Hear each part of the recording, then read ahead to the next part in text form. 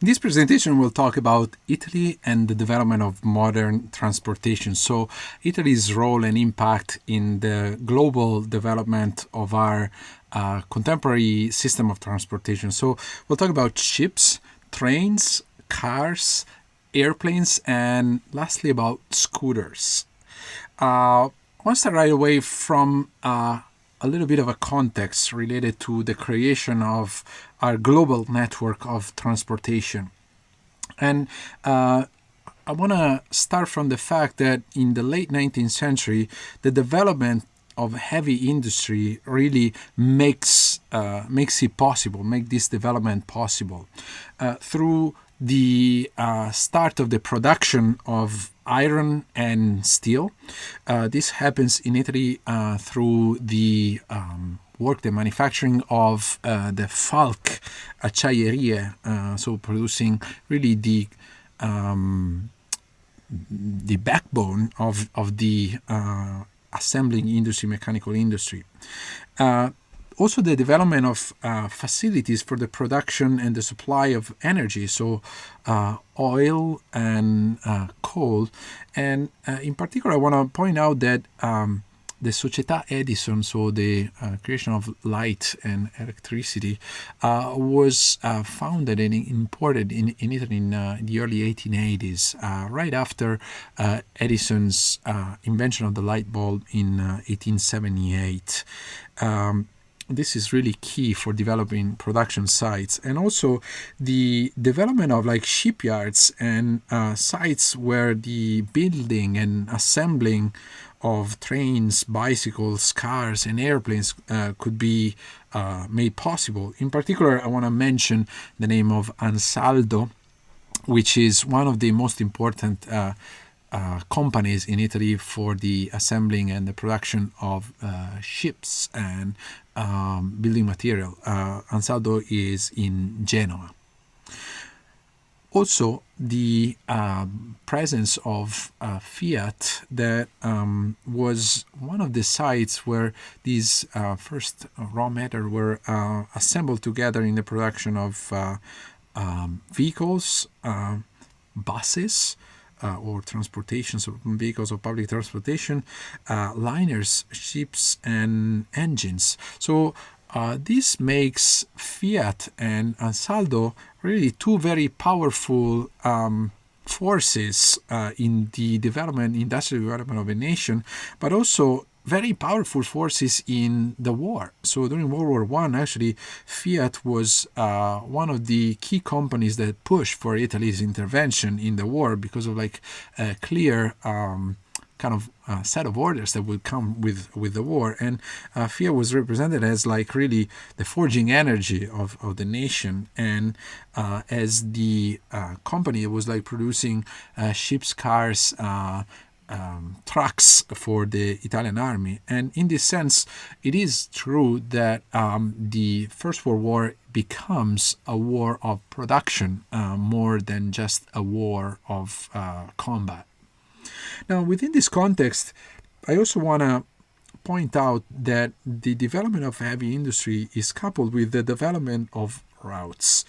In particular, routes that are kind of easing natural obstacles, overcoming natural obstacles. So the creation of tunnels, canals, and railroads really implements this industrial structure, industrial network, and also the transportation network. During the 19th century, it is very important, like the first monumental opera work was the opening of the Canal of Suez in 1869, but also the opening of the Gotthard Pass and the Corinth Strait and the Simplon Pass in Switzerland, and as well as the opening of the Panama Canal, and later on the tunnel connecting Italy and France under the Mont Blanc. So this is the representation of 1893 of the opening of the Strait of Corinth, allowing easier passage to the ships. And this is like a map of Switzerland where you can see the Gotthard Pass and the Simplobus, so the tunnels that allow Italy to be connected through the Alps with Northern Europe. So these tunnels are not just engineering feats, but are also the occasion for the development of an industrial network and also for the connection among peoples. There's a symbolic value in these tunnels in connecting peoples that were separated before by these natural obstacles. And the development of railroads is exemplary, for example, in the creation of the Berlin-Baghdad route. This will become one of the most important routes for during World War I, one of the causes of World War I, and also the development of the Trans-Siberian Railroad connecting Europe through Russia to the rest of Asia. Also, this creation of this network guarantees a global circulation of goods through the creation and the construction in the 19th century of harbors, stations, and also asphalt roads. I want to mention here the Leopolda station in Florence that was built in the first railroad station built in Italy, and it was also the site in 1861 of the first Italian exposition, right in the year of Italy's unification.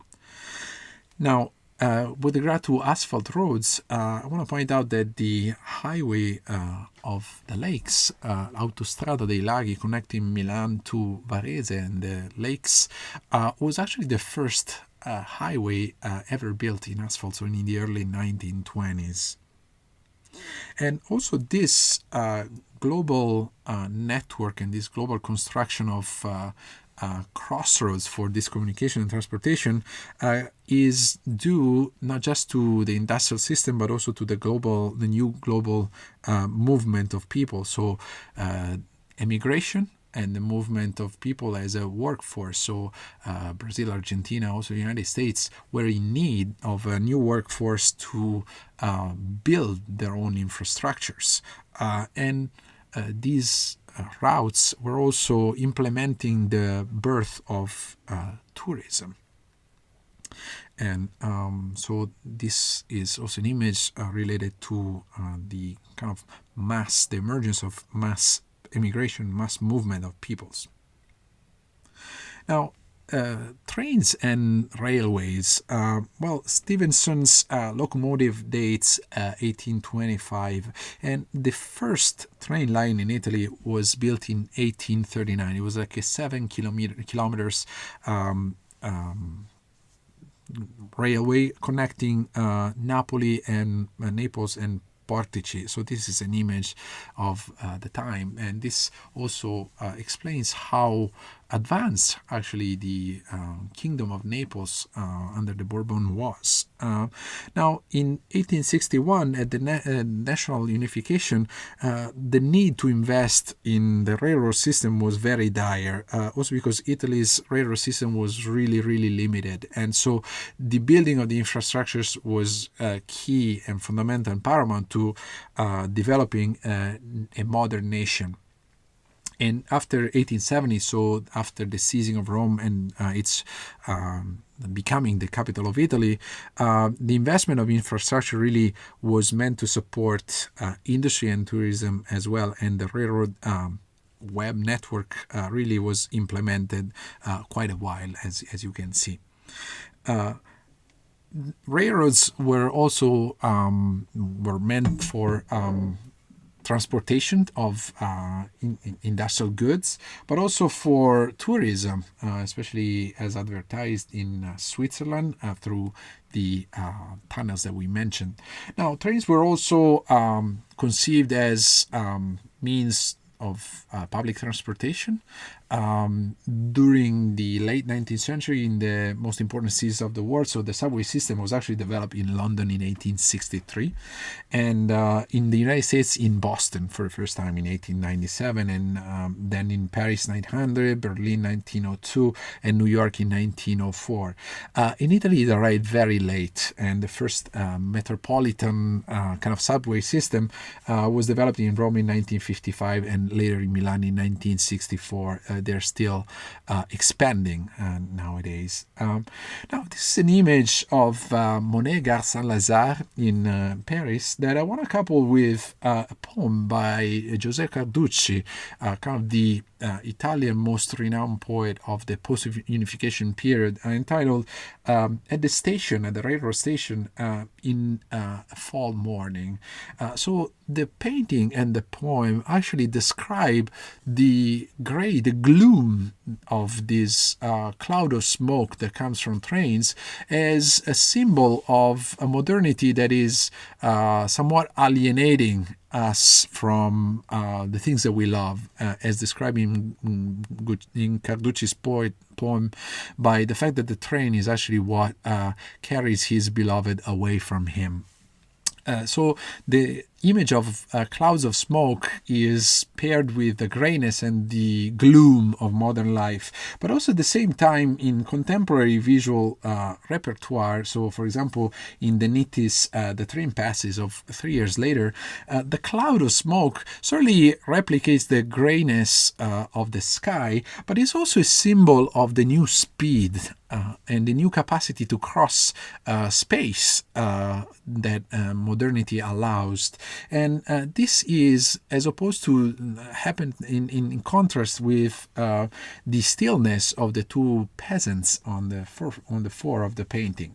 The idea of the cloud of smoke and of the train as this energy allowing modernity to conquer space is really what Boccioni sets into a theme in his The Train Passes of 1908. So trains really and modern transportation really make it possible for moderns to conquer space, to occupy the space of prairies, of oceans, and later of the skies, and use it as a platform for accelerating our contacts among people.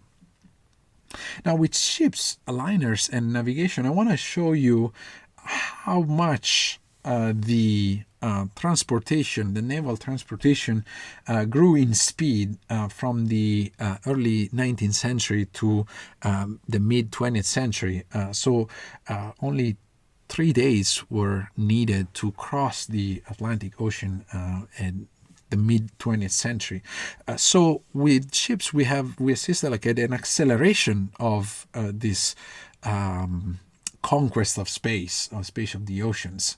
Now, in the late 19th century, a lot of companies like La Veloce of Navigation, or Lloyd, or Italia were promoting these trips across the ocean as a way to transport workforce and to implement immigration from a very poor country like Italy to the new promising lands in the United States, in North America, and later after World War II in Canada, and in South America, especially Uruguay.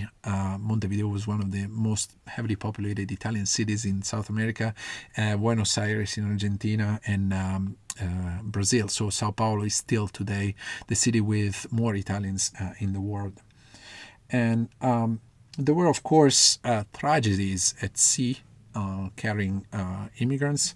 One of them was the tragedy of the Sirio that sunk near Gibraltar. And, of course, in 1912, the tragedy of the Titanic that involved also first-class passengers and the elites that were really moving back and forth from one side of the Atlantic to the other.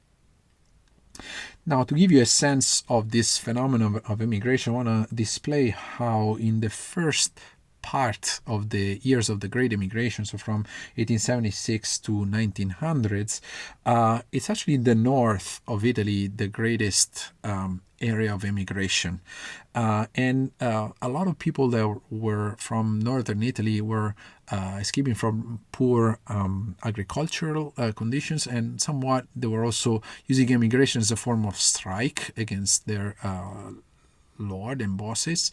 And the main destination for the northerners was actually South America. So you'll see a lot of people from Veneto and Lombardia and Piemonte in Argentina and Brazil Pope Francis is son of Piedmontese immigrants, not by chance. And the South emerged as an immigration land only after at the beginning of the 20th century, and the people from the South actually emigrated in North America. So this is the reason why in the United States you see a lot of people from Abruzzo, Naples, Sicily, Puglia, and Calabria. The advancement in speed also brought not only an increase in the communication of the two sides with regard to immigration, but also an increased speed and increased appeal in transportation, now transportation for cruises, especially this in the 1920s and 1930s. So the idea of the Italian presence on the seas, not just related to immigration, but also to the development of tourism, so the movement of peoples as a way of sightseeing and not just related to work.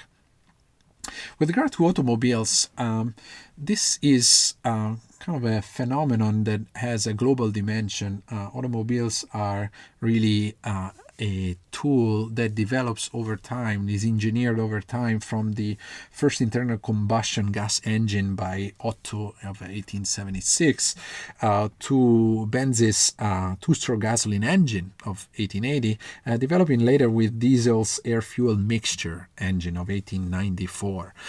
Throughout this development of the automobile, it is important to notice kind of an international reflection on the naming of these self-moving vehicles or automobiles.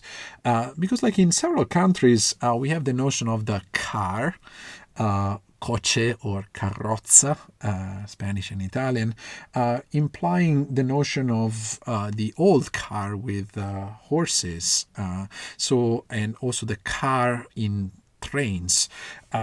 So the automobile was conceived as one part related to kind of previous forms of transportations.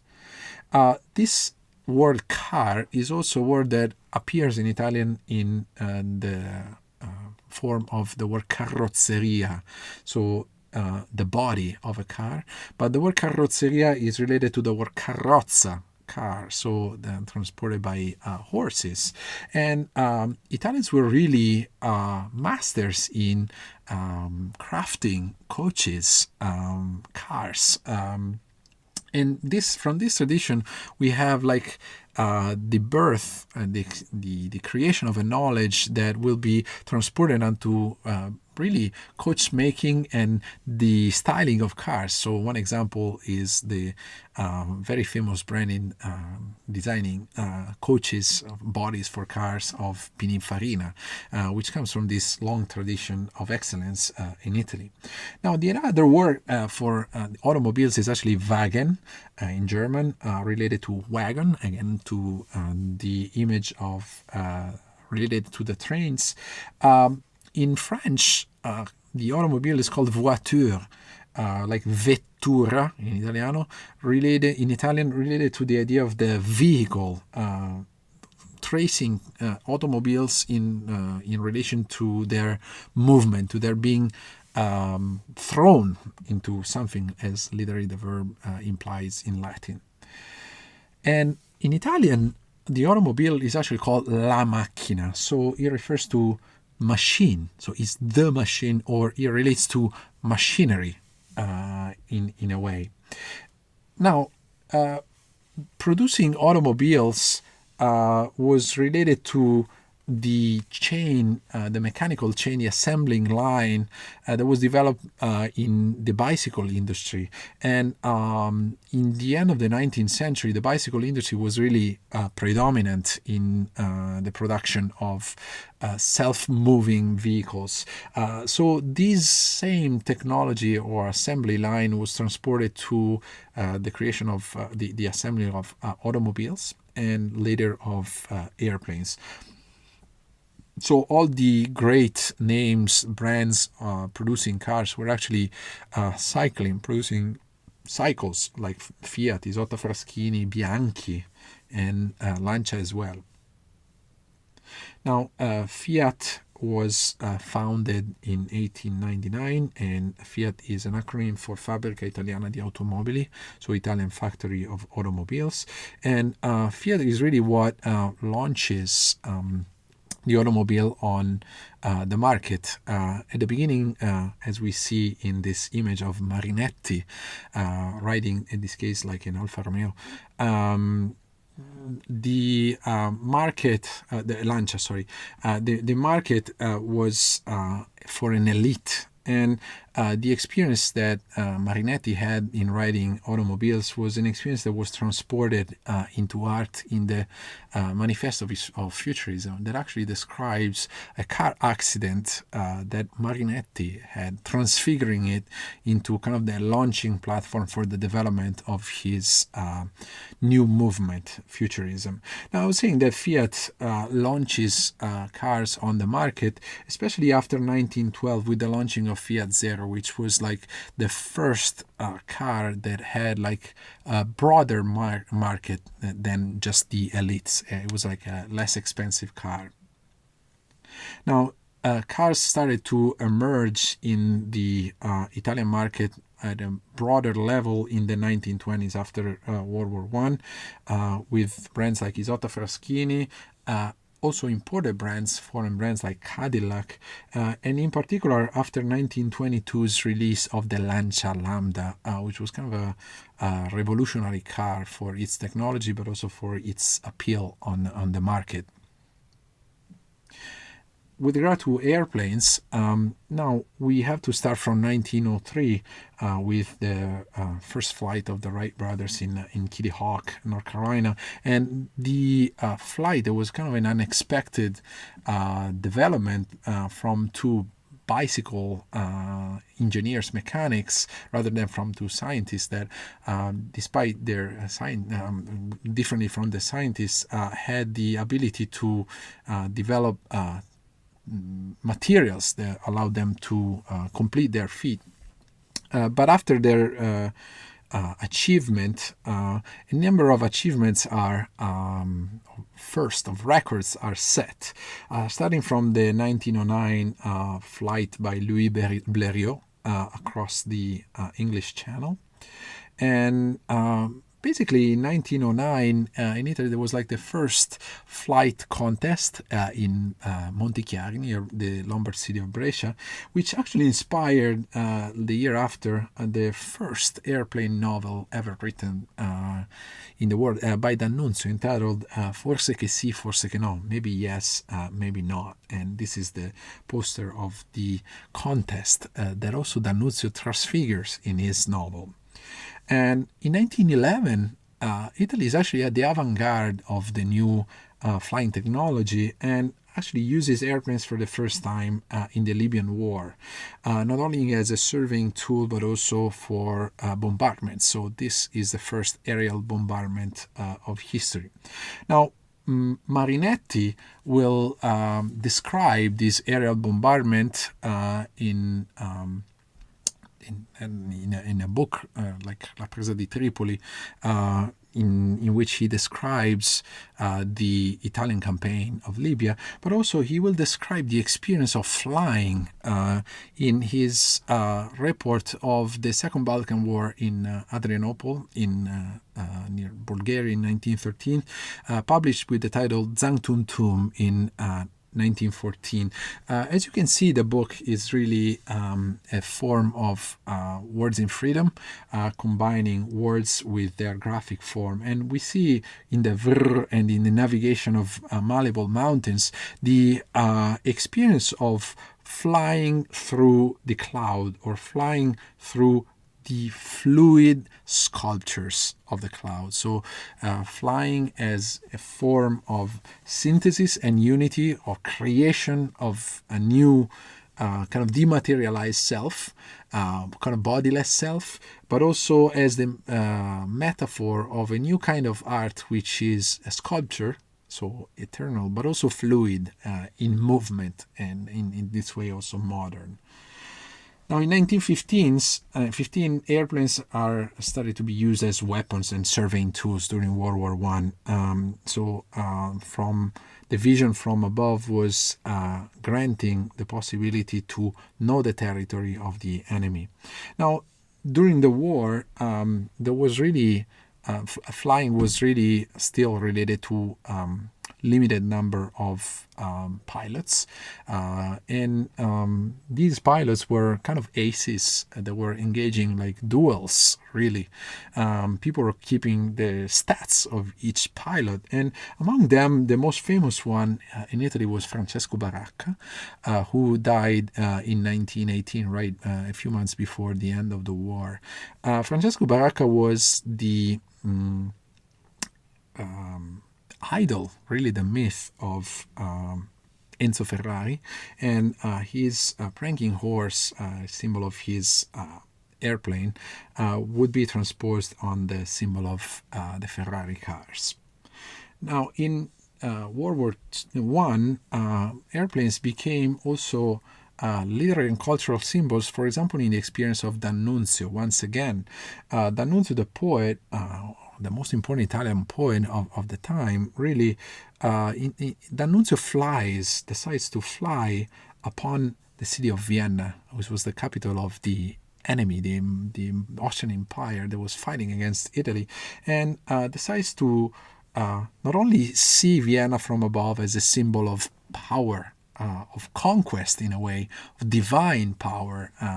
In his novel, Forse che sì, forse che no, D'Annunzio stages this scene where the protagonist is flying in the sky and conquering the sky as the kingdom of God, and saying, well, now the Our Father who art in heaven is no longer true, because now man is the owner of heaven. And in this way, his flight is a sign of ownership and divinization of man. It also has a political symbolization, because like he throws on the city of Vienna a bunch of leaflets encouraging the Austrians to quit, to end the war. Patriotic leaflets.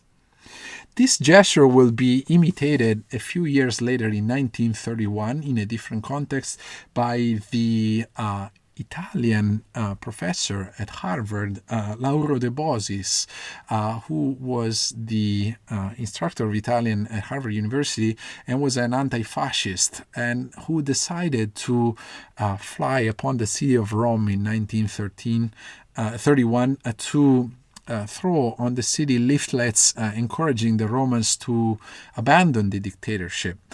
He would die, would be lost in flight on his way back. He was never found again. His airplane fell in the Mediterranean at his return.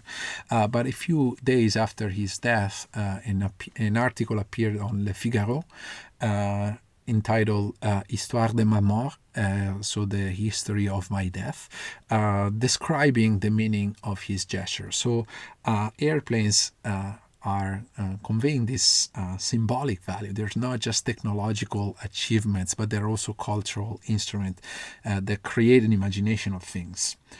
Now, we talked about futurism, and in the Futurist Manifesto, Marinetti really summarizes the elements of this new modern civilization that is witnessing in its development by really listing the means of transportations that we considered.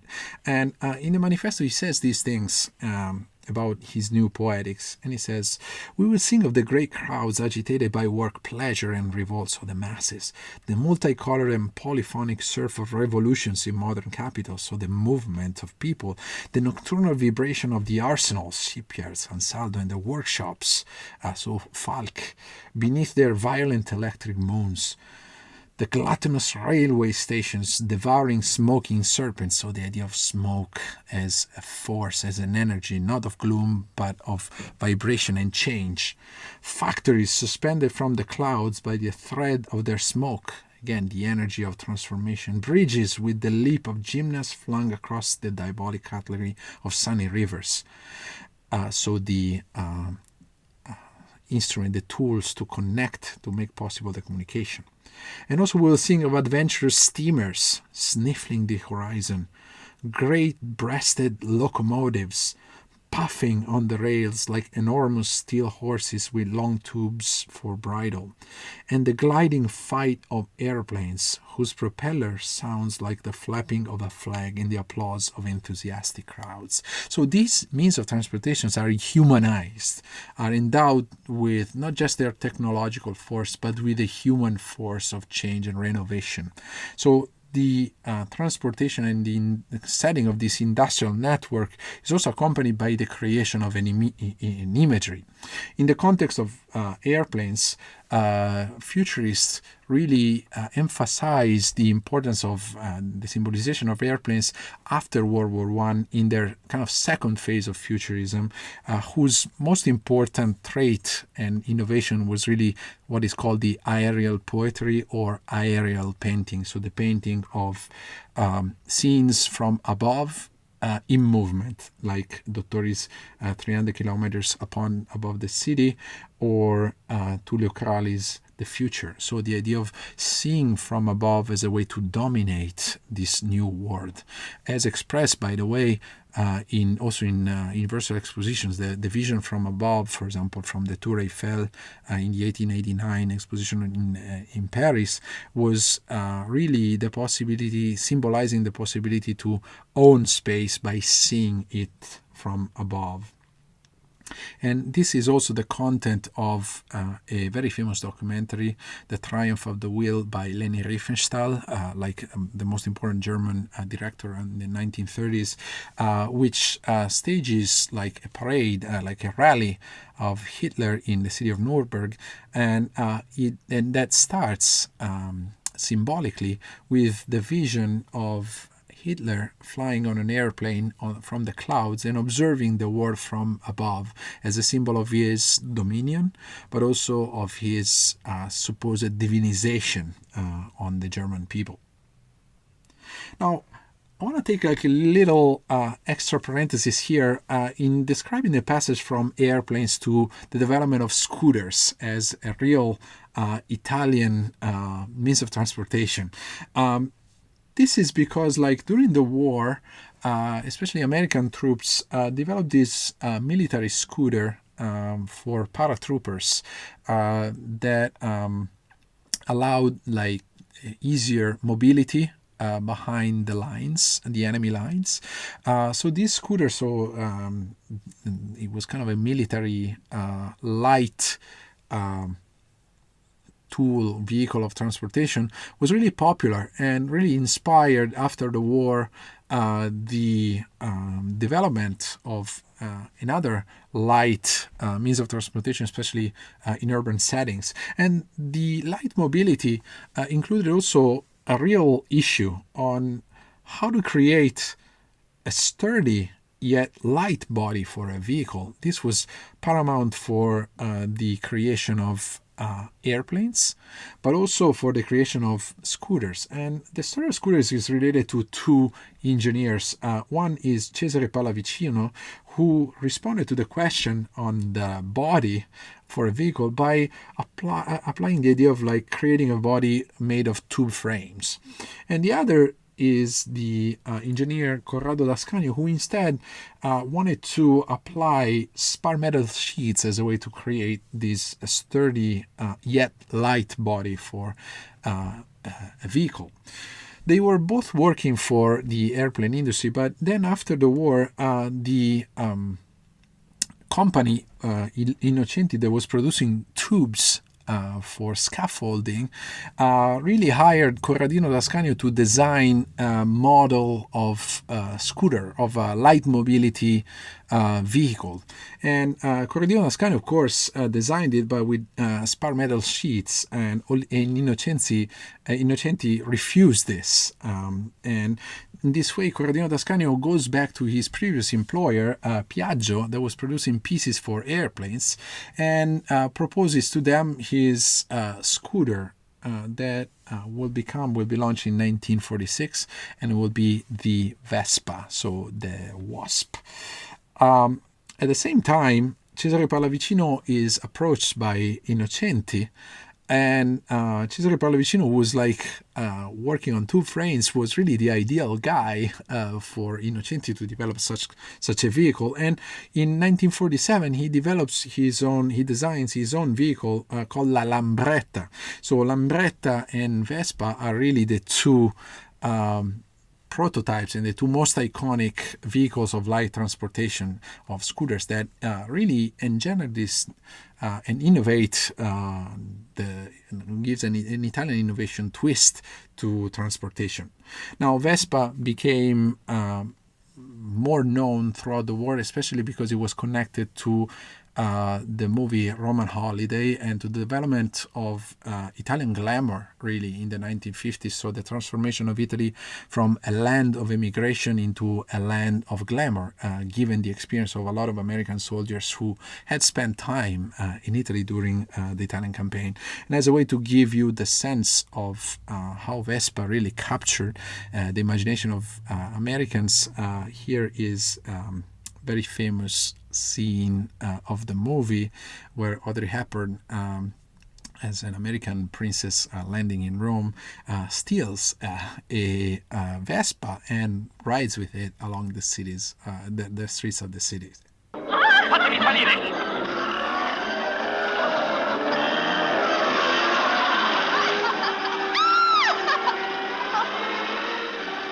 Come divertente! Guiderò io!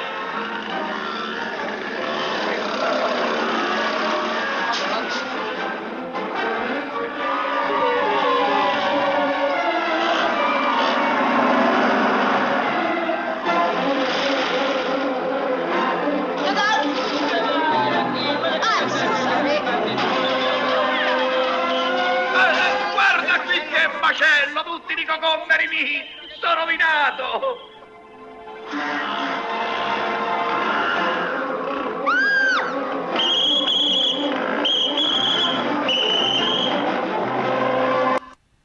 So the Vespa as a symbol of a new way of urban transportation, of a new mobility in a changed context, but also a symbol of freedom and a symbol of glamour.